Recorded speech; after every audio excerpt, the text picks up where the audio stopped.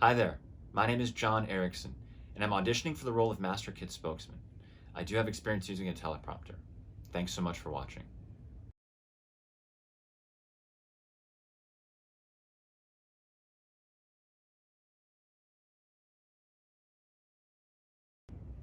Everything that happens in your life is the result of your subconscious desires.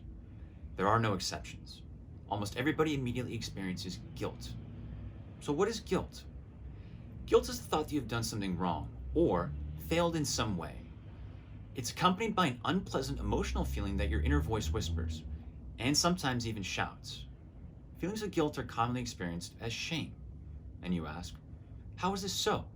If it's really up to me, why haven't I achieved what I wanted so badly? This is a universal paradigm that must be shifted.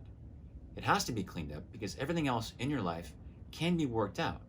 But guilt is something that will knock you out, leaving you in a powerless state. That's why we have to learn to identify it, distinguish it from everything else, and lead ourselves up and away out of guilt.